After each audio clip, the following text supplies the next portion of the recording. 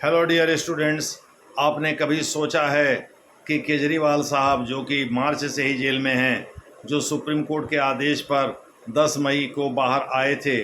और 2 जून को फिर तिहाड़ में जाकर सरेंडर कर दिया था। उनको 22 दिन के लिए सुप्रीम कोर्ट ने अंतरिम जमानत दिया था ताकि वे चुनाव प्रचार कर सकें,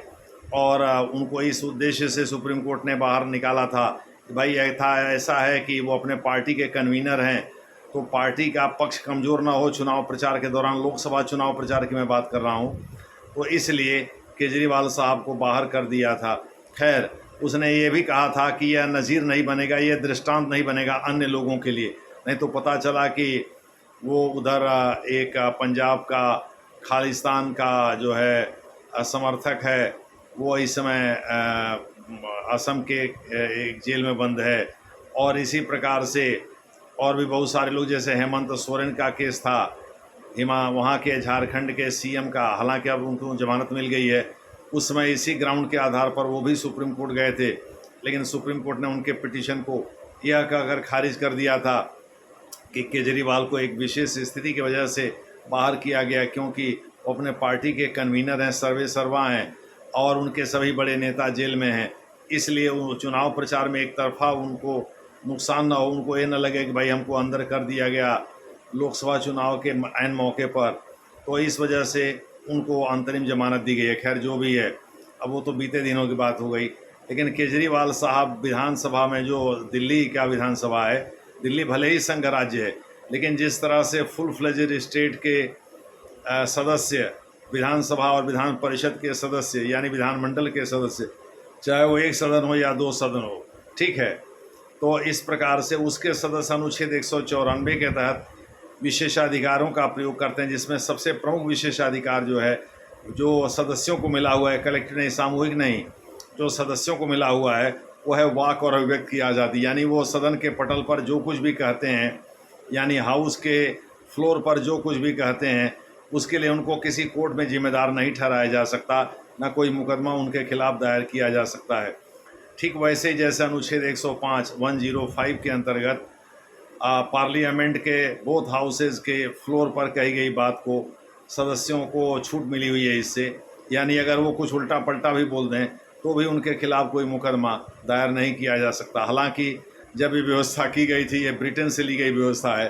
तो ये माना गया था कि जो संसद सदस्य हैं या जो विधानसभा सदस्य हैं, ये पीपल्स रिप्रेजेंटेटिव ही नहीं, पीपल के लिए एक नज़ीर भी पेश करते हैं ताकि उनका आचरण लोग फॉलो कर सकें। अब ये तो हमारे संविधान निर्माताओं ने कभी कल्पना किया नहीं था भाई आजकल के नेता ऐसे हो जाएंगे जो अपने निजी भड़ास को भी सदन के भीतर निकालेंगे। तो केजरीवाल साहब के पार्टी के ही मिस्टर गोयल साहब, वो विधानसभा के अध्यक्ष हैं। तो दिल्ली विधानसभा की स्थिति ये है कि भले ही ये स्पेशल यूनियन टेरिटरीज़ के रूप में इसको क्रिएट किया गया हो और एनजीटी एक्ट के द्वारा इसके अधिकारों में बदलाव किया गया हो, ठीक है,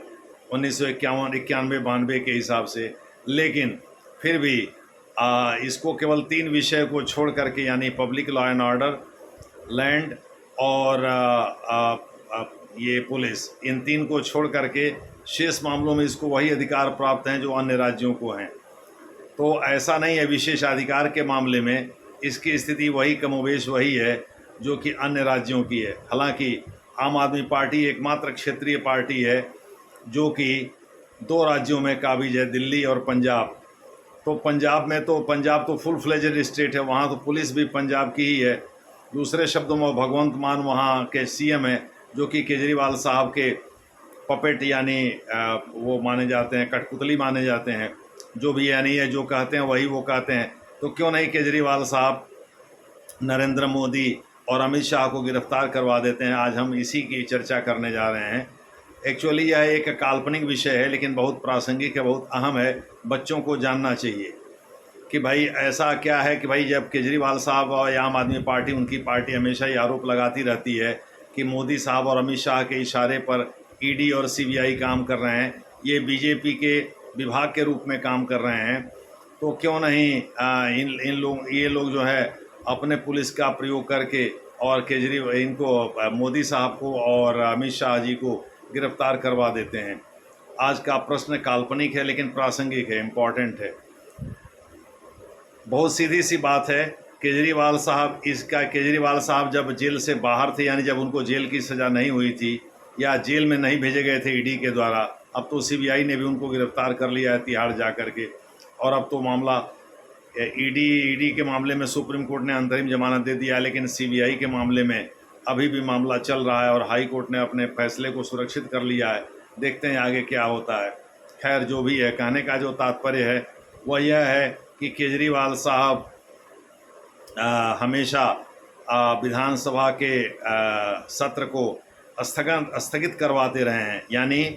एडजर्न साइंड आई जिसका प्रयोग किया जाता है। कभी भी प्रोरोगेशन यानी इसका सत्रावसान नहीं कराते रहे, यानी सत्र की समाप्ति नहीं होती रही है। पहले का सत्र कंटिन्यू रहता है, दूसरा सत्र उसी में शुरू हो जाता है। 3 सत्र अधिकतम होते रहते हैं साल में। हालांकि वो कभी भी स्पेशल सेशन बुला लेते हैं संसद, उसके लिए लेफ्टिनेंट गवर्नर के पास जाने की उनको ज़रूरत नहीं है, क्योंकि जब सत्रावसान नहीं होता है, सत्रावसान तभी हो सकता है जब राज्य सरकार रिकमेंड करे लेफ्टिनेंट गवर्नर को, और लेफ्टिनेंट गवर्नर भगवती तो कर नहीं रहा है। राज्य सरकार के रिकमेंडेशन पर ही वह सत्रावसान यानी प्रोरोगेशन कर सकता है, लेकिन ऐसा केजरीवाल साहब करते नहीं हैं। तो वो वास्तव में विधानसभा के पटल यानी जो लेजिस्लेटिव असेंबली है उसके फ्लोर का ही इस्तेमाल करते हैं मोदी और अमित शाह या बीजेपी के खिलाफ विश्वमन करने के लिए। कारण ये है कि उसमें उनको कोई ख़तरा नहीं होता कि भाई हमको कोई गिरफ्तार करवा लेगा, और वो चूँकि लाइव प्रसारण उसका है तो पूरे मीडिया में फ्लैश होता रहता है, लाइव दिखाया जाता है, तो उससे उनका पर्पस पूरा हो जाता है। हालांकि पब्लिक रैलीज में वो ऐसी कोई भी बात नहीं कहते जिससे उनके खिलाफ मुकदमा दर्ज हो और गंभीर आरोप लगें, डिफेमेशन का केस हो, मानहानि का केस हो, और वो उनको जेल भेजा जाए। रही बात कि भाई पंजाब पुलिस क्यों नहीं अमित शाह और कि उनको गिरफ्तार करती है मोदी साहब को, तो मोदी साहब और अमित शाह दोनों बहुत ही शातिर और बहुत ही चालाक राजनेता हैं। वो पब्लिक रैलीज में यानी संसद के बाहर कुछ भी ऐसा नहीं कहते जिससे आम आदमी पार्टी ये कहे कि हमारे खिलाफ उन्होंने गलत या झूठा आरोप लगा दिया, इसलिए उनके खिलाफ मानहानि का मुकदमा हो जाए। मंत्री के रूप में अमित शाह हुए या प्रधानमंत्री हुए, उनको कोई विशेषाधिकार प्राप्त नहीं है, लेकिन मेन कारण यही है कि पब्लिक रैलीज में वो कुछ इनके खिलाफ विश्वमन करते ही नहीं हैं। उनको भी कुछ कहना होता है तो वो सोफिस्टिकेटेड अंदाज में इन जनरल बोलते हैं, ताकि आम आदमी पार्टी उसे मिसकॉन्स्ट्रू ना कर सके, केवल अपने तक सीमित ना कर सके, यानी उसका निष्कर्ष केवल अपने तक ना निकाल सके, ना जोड़ सके।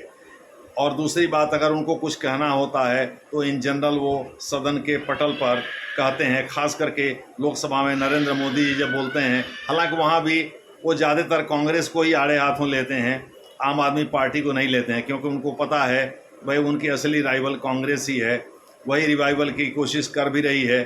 आम आदमी पार्टी, केजरीवाल वगैरह तो बाद में आते हैं। अगर कांग्रेस सत्ता में आती है तब इन लोगों का बोलबाला बढ़ेगा। वो उसमें भी गठबंधन रहेगा, इंडिया गठबंधन रहेगा कि नहीं रहेगा ये कोई जानता नहीं है। इंडिया में ये जो है एक्चुअली अलायंस का ही परिचायक है, तो उसे हमने बीजेपी के स्वर में नहीं अपने स्वर में कहा इंडिया गठबंधन, क्योंकि ऐसे अलायंस का ही ये मतलब अलायंस का ही परिचायक है। तो इस प्रकार से इंडी गठबंधन कहिए या इंडिया अलायंस कहिए, इसको कुछ भी कहा जा सकता है। मैंने इंडिया नाम दिया इस अलायंस ने, जिसमें कि लगभग सभी विपक्षी दल हैं। हालांकि ममता बनर्जी ने अपने को अलग कर रखा पश्चिम बंगाल में, उसके पीछे भी कारण है कि वो नहीं चाहती मुस्लिम वोट छिटक करके कांग्रेस की तरफ जाए, और अखिलेश यादव की मजबूरी थी यूपी में कि भाई वो वहाँ कांग्रेस के साथ अलायंस करें, नहीं तो उनको ये डर था कि मुस्लिम वोट कहीं छिटक गया हमसे, एक बार कांग्रेस की ओर चला गया तो फिर वो कांग्रेस की ओर ही रह जाएगा, क्योंकि इस समय कांग्रेस राष्ट्रीय स्तर पर मुसलमानों की पहली पसंद है। खैर, जो भी है, तो कहने का जो तात्पर्य है वो यही है कि केजरीवाल साहब इस वजह से गिरफ्तार नहीं करवा सकते मोदी साहब को कि एक तो वो पब्लिक रैलीज में कुछ बोलते नहीं, दूसरी बात यह है कि अगर उनको कुछ कहना होता है तो वो लोग भी सदन के पटल का प्रयोग करते हैं, खास करके लोकसभा में अपनी बात कहते हैं, और सदन चाहे राज्यसभा हो या लोकसभा हो, किसी भी पटल पर कुछ कहने से अनुच्छेद 105 के तहत ठीक उनको भी वैसे ही विशेषाधिकार प्राप्त हैं जैसे केजरीवाल साहब को विधानसभा में विशेषाधिकार प्राप्त हैं। तीसरा भी एक डर है, और वो डर ये है, मान लीजिए कल को ममता बनर्जी या अरविंद केजरीवाल, जो भी विरोधी दल के, M.K. स्टालिन, जो भी विरोधी दल के नेता हैं, वो मोदी साहब या अमित शाह को गिरफ्तार करवाने संबंधी वारंट निकालते हैं या आदेश देते हैं, और वहाँ का पुलिस अधीक्षक या DM या जो भी है वारंट तामील कराने के लिए वहाँ की पुलिस को भेजता है, तो पहली बात तो यह है उसको दिल्ली में भिड़ना पड़ेगा पुलिस से। और जो भी बॉर्डरिंग स्टेट हैं जैसे पंजाब है, पश्चिम बंगाल है, असम है, इन सब जगहों के लिए पहले 9 किलोमीटर था, लेकिन अब जो है बढ़ा करके उस दायरे को 15 या उससे भी ज़्यादा कर दिया गया है, 50 किलोमीटर शायद कर दिया गया है। यानी BSF केंद्र सरकार के अधीन आती है, केंद्रीय गृह मंत्रालय के अधीन आती है, तो जो अर्धसैनिक बल हैं वो पहुंच जाएंगे और पहुंच करके भिड़ जाएंगे स्थानीय पुलिस से। और इस मामले में सेना भी केंद्र के अधीन ही होती है, सेना भी लगाई जा सकती है, तब तो खुल्लम खुल्ला युद्ध की घोषणा हो जाएगी, यानी घर के भीतर ही लड़ाई हो जाएगी। और सेना से सभी डरते हैं, चूँकि सेना केवल युद्ध के लिए ही बनाई जाती है, सेना का कोई और काम तो होता नहीं है। और ये AGP DGP सब भाग खड़े होंगे, स्टेट पुलिस वाले, चूँकि उनको पता है कि भाई उनको चोर डकैत बदमाश पकड़ने में तो आसानी रहती, लेकिन सेना से थोड़ी लड़ पाएंगे, इनके पास अत्याधुनिक हथियारें हैं, और वो ले करके पहुँच जाएंगे। पता चला CM के अगेंस्ट ही काल घर आ जाएगा, उसी को लोग गिरफ्तार कर लेंगे या उसको मार देंगे। तो ऐसी स्थिति में केंद्र से पंगा लेने से राज्य बचते हैं। यही कारण है कि मोदी और अमित शाह के खिलाफ, ये 2 कारण हमने बताया। पहली बात तो ये है कि पब्लिक रैलीज में वो कुछ बोलते नहीं, दूसरी बात कि उनके हाथ में आप समझिए कि ब्रह्मास्त्र है, और अगर आपके पास कुछ हल्का फुल्का हथियार है तो उनके हाथ में ब्रह्मास्त्र है, और वो ब्रह्मास्त्र चला देंगे तो हल्के फुल्के हथियार किसी काम के नहीं रह जाएंगे। और जैसा हमने बताया, ऐसी स्थिति में फिर CM के लिए भी सर्वाइवल मुश्किल हो जाएगा, और लोग भी CM के अगेंस्ट हो जाएंगे, वो चुनाव हार भी सकता है। तो इस वजह से राज्य सरकारें केंद्र के प्रधानमंत्री और गृह मंत्री के खिलाफ कोई कदम उठाने से डरती हैं, यानी राज्य पुलिस का इस्तेमाल करने से डरती हैं, क्योंकि उनको ऐसा लगता है कि अगर हमने ऐसा किया तो खुल्लम खुल्ला एक प्रकार से युद्ध की घोषणा हो जाएगी, और फिर वह सिविल वार में भी तब्दील कर सकता है। यानी हो सकता है BJP के समर्थकों की संख्या ज़्यादा हो, और हमारे पार्टी के पास बड़े ही सत्तारूढ़ है, हमारे पार्टी के भी बहुत सारे लोग BJP से जाके मिल जाएं, अगला चुनाव भी हम हार जाएं और हमारे खिलाफ भी लोग हो जाएं, तो ऐसे में वो मोदी और अमित शाह को गिरफ्तार करवाने से बचते हैं। आपको मैंने बताया, मंत्री के रूप में किसी को कोई विशेषाधिकार प्राप्त नहीं है। सांसद के रूप में या विधानसभा सदस्य के रूप में क्रमशः संसद सदस्य और विधानसभा सदस्यों को क्रमशः अनुच्छेद 105 और 194 के तहत विशेषाधिकार प्राप्त हैं, इंडिविजुअल विशेषाधिकार प्राप्त हैं, यानी सदन के पटल पर वो कोई भी अपनी बात कह सकते हैं,